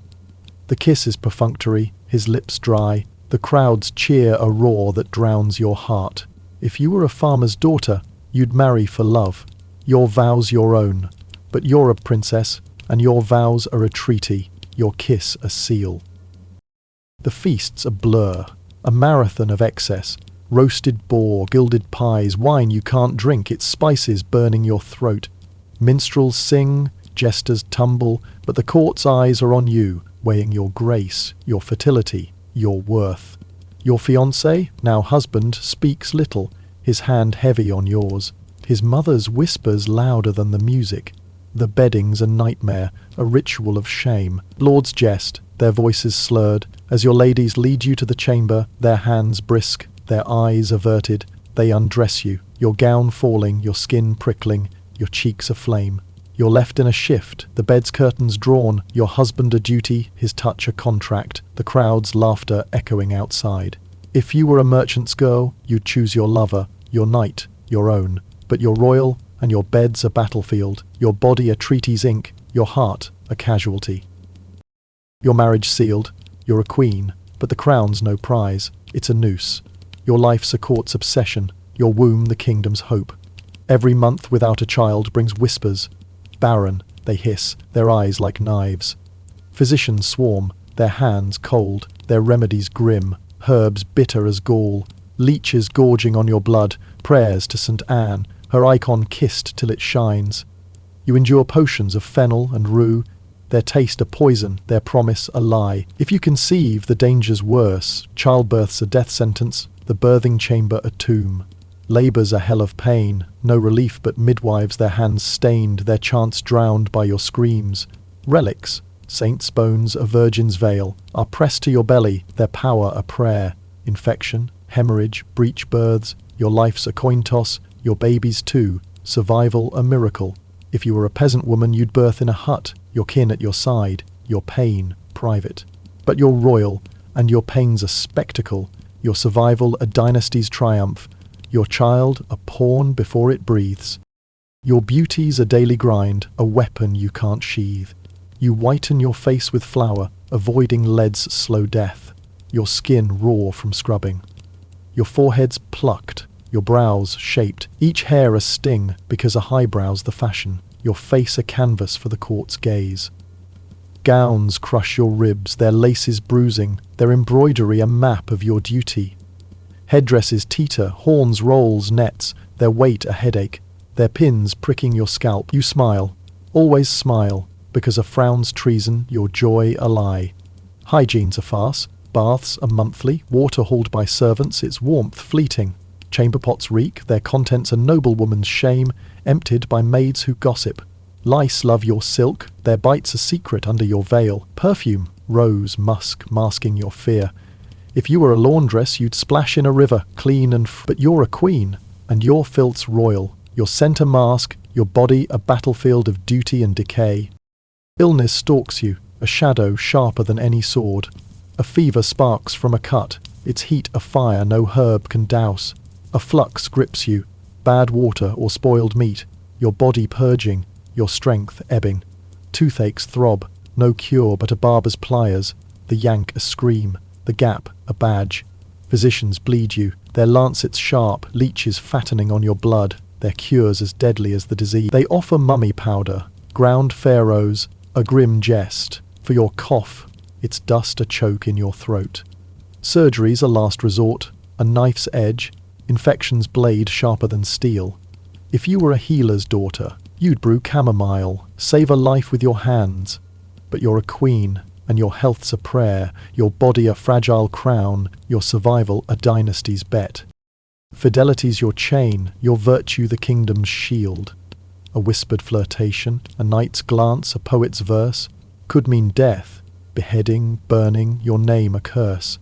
Your husband strays, his mistress a court star, her gowns brighter, her laughter louder, her children bastards paraded like trophies.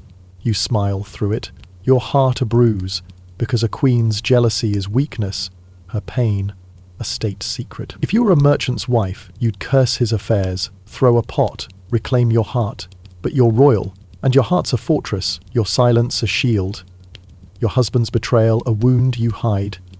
Your ladies watch, their loyalty thin, their gossip a currency richer than your dowry. The court's a viper's nest, factions plotting, your husband's allies, his mother's spies. Envoys from your homeland, tugging your loyalty.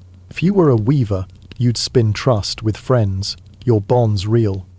But you're a queen, and trust's a myth, every ally a potential foe. Your husband's death, when it comes, is a shift, your fate a gamble. If you've borne a son, an heir, you're a dowager, your land's secure. If he's strong, if he's kind. Regency beckons, a crown's edge, ruling for a boy king, your voice a whisper in council, your cunning your shield. But it's a tightrope noble scheme, your son's uncle's plot, your power a flame that draws moths and knives. If you're childless or your children die, fevers, falls, the cradle's curse, you're a relic, your value spent. You're shunted to a manor, its walls damp, its hearths cold, or a convent, its cloister a cage, your dowry fattening a nunnery's coffers. Remarriage looms, a lord's prize, your title his crown, your body his claim. If you were a village widow, you'd farm, remarry, or live alone, your choice rough but real. But you're royal, and widowhood's a prison, your mourning robe's a shroud, your freedom a dream. The convent's a shadow, a haven or a trap. You might choose it, craving peace, your prayers your own, your mind free to wander. You'd copy manuscripts, your pen sharp, your soul alive in ink, or tend a garden, its herbs a memory of power. But it's often forced, your dowry a bribe, your crown a memory, your faith a chain. You languish, your spirit caged, your voice silenced, your life a footnote. If you were a healer, you'd live free, your herbs your strength, your life yours. But you're a queen, and your life's the kingdom's, your soul a dynasty's tool, your end a whisper in stone. You wouldn't survive, not because you're weak, but because the game's rigged. The journey, mud, bandits, cold, tests your body, but the court, the marriage, the crown test your soul. Betrothal's a chain, childbirth a gamble, beauty a noose, fidelity a trap. You're a pawn in silk, your life a performance, your death a dynasty's note. If you were a beggar, you'd fight hunger, your life brutal but yours, your heart free to hope, but you're royal, and your blood's a curse, your heart a battlefield. You've changed your life, beggar to queen, but is it better? The castle's colder than the alley, its walls crueler, its chains prettier. Thank the women who walked this path, their courage a spark in the dark, their lives a testament to survival. Drop a 999 if you're glad it's 2025, and tell me what you think of this nightmare crown. Stay fierce, stay free, and keep surviving. You've outlasted the game, but the scars are yours forever. You've walked through fire, reader, and emerged scarred but unbroken. Across the jagged landscape of 14th century Europe, you've lived 4 lives, each a crucible of suffering, each a testament to the human spirit's stubborn refusal to yield. As a bride, in 1325, you were bartered at 14, your body a contract, your dreams crushed under a husband's fist, childbirth a roll of the dice, where death was a frequent winner. You scrubbed pots as a scullery maid, your hands raw, your back bent, the kitchen's heat a mocking echo of the hell you feared, your worth measured in grease and obedience. As a beggar, you fought hunger in London's alleys, your freedom a bitter gift. Every stolen crust a victory, every leering glance a threat, your survival a defiance of a city that chewed up the weak. And as a princess, in 1340, you traded rags for silk, only to find the castle colder than the street, your beauty a noose, your womb a battlefield, your every step a dance on a blade's edge. These lives, so different in their trappings, wool, filth, velvet, were bound by a singular truth. To be a woman in the medieval world was to navigate a labyrinth of traps, where survival demanded cunning, endurance, and a heart that refused to shatter. Close your eyes and let the weight of those lives settle. Feel the bride's trembling hands as she vows obedience to a stranger, her heart a locked chest she'll never open. Hear the scullery maid's ragged breaths, her fingers bleeding into the pot's grime, her dreams of rest drowned by the cook's bellows. Smell the beggar's world, dung, rain, the sour tang of fear, as she curls in an alley, her locket a lifeline to a mother she'll never see. See the princess's gilded cage, her smile a mask, her litter swaying through snow, her dowry a chain heavier than iron. These women, these fragments of you, fought battles no ballad will sing, their courage etched in silent scars. The bride bore children, knowing each birth might be her last. The maid rose before dawn, her labour invisible, her spirit unbowed.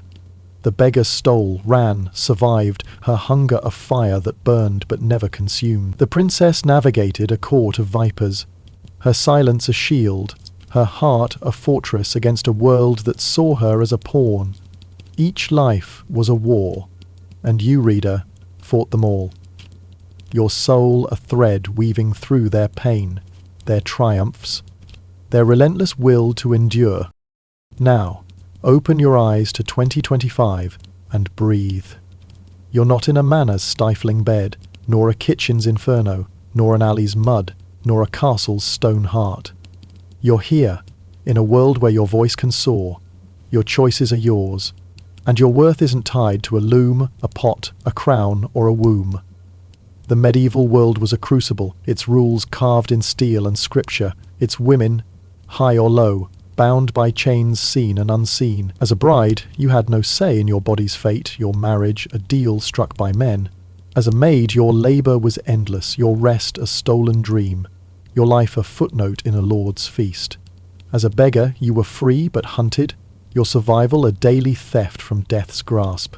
As a princess, your privilege was a prison, your every smile a performance, your blood a currency for wars you'd never fight. These lives, for all their differences, shared a suffocating truth. Your destiny was never yours, your freedom a whisper crushed by duty, hunger, or dynasty. In 2025, you stand on the shoulders of those women, their struggles a spark that lights your path. You can choose your partner, or none at all.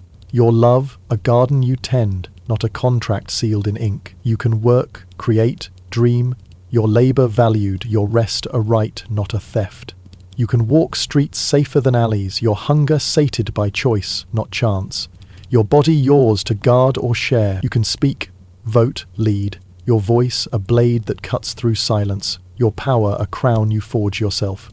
The 21st century isn't perfect. Its own battles rage, its own chains clank.